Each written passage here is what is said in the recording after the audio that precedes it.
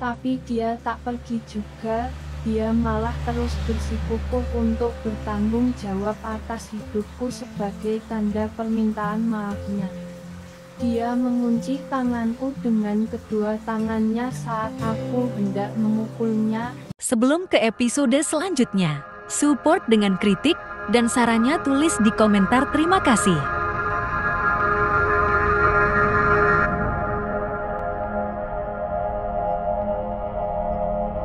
Hingga aku tak bisa berbuat oro-oro. Saya siap bertanggung jawab dan membiayai hidup kamu selamanya, asal kamu memaafkan saya. Ucapnya lagi, dengan tangannya yang masih mengunci tanganku. Apa yang om mau? Tanyaku dengan nada tinggi. Saya cuma mau menebus kesalahan saya mohon jangan membuat saya sulit. Jawabnya kembali memohon. Aku dapat melihat ketulusan di matanya. Saya bisa membiayai kamu sepenuhnya. Kamu bisa tinggal di rumah saya jika kamu mau, tambahnya. Kalau begitu, om nikahi aku. Pintaku menantang, matanya membulat seolah tak percaya jika aku akan memintanya menikahiku. Jangan bodoh, kamu masih anak sekolah. Mono mungkin saya menikahi bocah SMA seperti kamu. Lagian usia saya udah tua, gak pantas sama kamu. Pria itu menolak keras permintaanku. Lalu, aku harus hidup sendiri. Aku gak punya siapapun. Aku kecewa dengan penolakannya. Rupanya dia tak benar-benar serius meminta maaf padaku. Saya kan sudah bilang, kamu boleh tinggal di rumah saya, ucapnya lagi. Nggak mau, mono mungkin kita tinggal bersama tanpa ikatan pernikahan. Tetap menolak untuk tinggal bersamanya jika tanpa ada ikatan pernikahan. Wih, tanya heran, karena om laki dan aku perempuan. Kalau kita tinggal di rumah yang sama tanpa ikatan pernikahan itu akan jadi fitnah. Jawabku telak, tapi kita gak akan melakukan apapun, kita juga akan tidur di kamar yang berbeda. Kamu pikir saya pria mesum? Hah, dia beralasan, yaudah kalau om gak mau, jangan harap bisa mendapatkan maaf dariku, pergi sono. Siap ojo di penjara. Aku mengusir dia dan menggancangnya, melepaskan tanganku darinya yang sudah terasa sakit. Dia kembali meraih tanganku, kali ini dia bersikap lebih lembut. Oke, saya akan nikahi kamu, tapi jangan tuntut saya, oke? Dia tampaknya benar takut jika masuk bulu. Oke, pergi sono, jawabku singkat. Aku kembali mengusirnya. Ayo ikut saya, kamu tinggal di rumah saya hari ini juga. Dia kembali menarik tanganku dan membawaku masuk ke dalam mobilnya. Tapi kita belum menikah. Aku jadi geram. Kita akan menikah nanti malam di rumah saya, jawabnya tanpa basa-basi lagi. Dia melajukan mobilnya menuju ke rumahnya. Aku hanya bisa pasrah, mungkin memang ini takdirku. Saat tiba di rumahnya yang besar, aku sangat terkejut. Karena dia pria yang kaya raya, rumahnya berlantai 2 dengan desain yang elegan. Di rumahnya tak ada siapapun, tak ada pembantu atau sopir, dia hidup sendiri. Dia membawaku masuk ke dalam rumah megahnya, menunjukkan kamar untukku dan mengizinkanku untuk beristirahat. Malamnya, dia benar-benar menikahiku secara sah. Aku telah menjadi istrinya baik di mata hukum ataupun agama. Malam pertama kami lalui dengan kesibukan masing-masing di kamar kami. Aku juga belum mengerti apapun tentang berumah tangga. Aku meminta dia menikahiku hanya karena aku harus tinggal di rumahnya. Aku tak mungkin tinggal bersama pria yang bukan suamiku. Terlebih lagi, aku tak punya sanak saudara yang bisa menanggungku.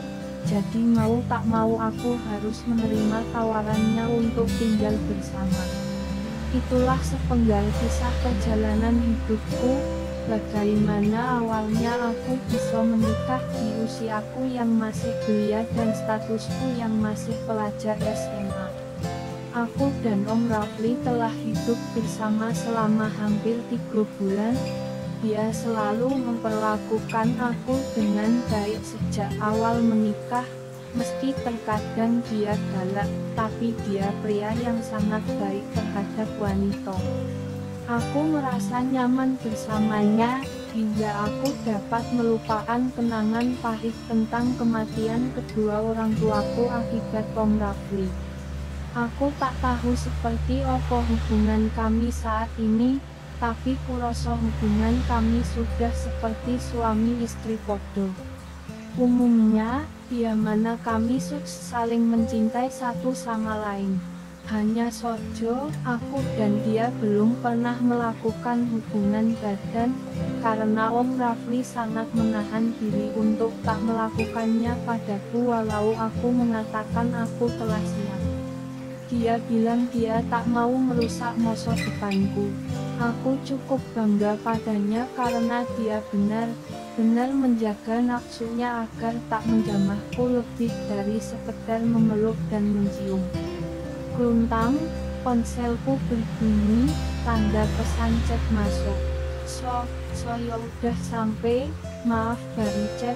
Solanya soyo baru bisa istirahat, isi pesan dari Om Rafli. Alhamdulillah, syukurlah Om, gak opo, Om sampai dengan selamat pun aku senang, balasku. Lagi opo sayang, belum tidur, tanyanya, gak bisa tidur, gak odo Om yang bisa dipeluk, aku menggugahnya. Kan odo bantal guling, peluk ojo itu dulu sementara soyo gak odo, balasnya. Bedodong, kalau Om kan bisa gerak, bisa peluk balik, tapi bantal guling gak bisa gerak, gak nyaman, hehehe, aku kembali menggugahnya. Nakal yo kamu, soyo juga gak bisa tidur gak odo kamu, gak odo yang nakalin soyo, gak odo yang bilang, Om bawa pisang lagi, hohoho, balasnya dengan menyertakan emoji tertawa. Yo ampun, aku jadi malu, aku sering bilang Om Jason bawa pisang saat aku belum mengerti apa itu tongkat pusaka seorang pria. Ih, Om ingetnya yang jelek doang, aku menyertakan emoji kesal. Hohoho, dia malah membalasnya dengan tawa. Dasar Om Rafli nyebelin. Besok kamu pergi berkemahkan. Jangan lupa bawa makanannya, bawa selimut kecil yang saya beli beberapa waktu lalu. Bawa juga sweater biar kamu hangat di sono. Jangan sampai kamu kedinginan di hutan, Om Rafli berpesan padaku. Ah, suamiku ini memang perhatian sekali. Jangan lupa juga, gak boleh deket sama anak cowok, soalnya gak ikhlas. Pesan yang ini membuatku takut. Dia takut sekali aku akan dekat dengan murid laki, Bu. Dia sendiri sering dekat dengan Kak Vera di kantor. Dia pikir hanya dia yang boleh cemburu. Aku juga bisa. Iyo Om juga di situ. Jangan dekat sama Kak Vera yo. Awas ojo kalau sampai tidur bareng. Ingat sumpahku, pisang Om gak akan bangun kalau coba. Aku mengingatkannya lagi tentang ancamanku sebelum dia pergi. Hohoho iyo sayang, saya akan jaga pisangnya buat kamu, balas Om Rafli genit. Dia membuatku panas dingin. Hehehe, tapi aku suka suamiku ini. Dia dulu sangat cuek dan dingin, tapi sekarang dia suka bercanda. Perubahannya sungguh tak terduga. Sayang, kamu tidur di, besok kan pergi berkemah. Jangan sampai kesiangan, Om Rafli mengingatkanku. Iya Om, aku tidur duluan yo. Aku berpamitan. Iya, jangan lupa pakai celana panjang tidurnya. Takut odo jin tergoda. Hohoho, lagi dia bercanda. Iya, balasku. Kemudian tak odo balasan lagi. Aku meletakkan ponselku dan tidur. Karena besok aku harus bersiap ke perkemahan. Jangan sampai aku bangun kesiangan. Keesokan harinya, aku terbangun pukul jam 6.02 esok. Karena aku menyalakan alarm sebelum tidur, berjogo-jogo agar tak bangun kesiangan. Aku segera mandi dan berpakaian, meletakkan barang yang harus kubawa di teras rumah. Beruntung karena aku sudah menyiapkan semuanya tadi malam, jadinya aku bisa lebih santai. Aku harus pergi ke sekolah dulu untuk berkumpul sebelum pergi ke perkemahan. Setelah mengunci pintu, aku berjalan keluar gerbang, menunggu taksi yang lewat. Sebuah taksi menghampiri dan berhenti di depanku. Aku segera memasukkan barangku dan pergi ke sekolah. Jarak rumah Om Rafli dan sekolah tak begitu jauh, sehingga aku bisa sampai dengan cepat. Sesampainya di sekolah, temanku sudah menunggu. Tentu saja dengan barang bawaan mereka, aku bergabung bersama mereka menunggu bus yang disewa untuk perjalanan kami. So, kamu bawa apa ojo? Kok banyak banget? Tanya Imelda yang memperhatikan barang bawaanku sejak tadi. Camilan sih, tapi bawanya banyak. Biar bisa bagi sama kalian. Jawabku jujur, memang isinya kebanyakan camilan sih. Yo ampun, kamu takut kelaparan yo? Timpal Zulaika. Hehehe, aku cengil. Hai so, bawaan kamu banyak banget, boleh bantu bawain? Tawar Rio padaku. Enggak usah, aku bisa bawa sendiri kok. Isinya cuma camilan doang, gak berat. Aku menolak tawarannya. Memangnya gak ribet bawa 2 tas begitu? Tanya Rio. Iya sih, aku memang kesulitan membawa 2 tas sekaligus. Terlebih lagi yang satunya berisi pakaian dan selimut untuk di sono. Rio mengambil tas yang paling berat dan menggendongnya di punggung. Makasih Ri, ucapku senang dalam hati. Sama, jawab Rio tersenyum manis. Rio kembali ke kumpulan anak lelaki, menunggu bus dengan teman-temannya. Anita, ekem nih sama Rio, goda Imelda padaku. Apa sih? Enggak kok, kita cuma teman. Aku menyangka aku dan Rio hanya teman sojo tak lebih. Alah, malu kucing nih Nita. Zulaika kali ini yang menggodaku. Udah jangan bahas itu, malu tahu. Aku melengak meminta mereka untuk tak menggodaku. Aku dan Rio memang sangat dekat. Rio tak jarang mengantarkan aku ke tempat ekskul.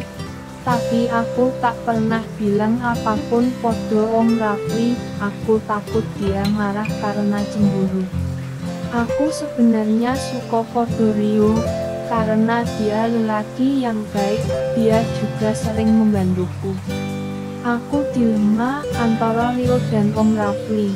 Aku mencintai Om Rafli, tapi aku juga suka podo Rio. Aku tak bisa memungkiri itu. Aku tak pernah mengatakan apapun pada Om Rafli tentang dengan siapa aku dekat dan sedekat opo. Aku tak mau membuat Om Rafli yang baik kecewa padaku. Apologi, dia begitu menyayangiku dan menjaga kesucianku tanpa berani menjamahnya sebelum aku.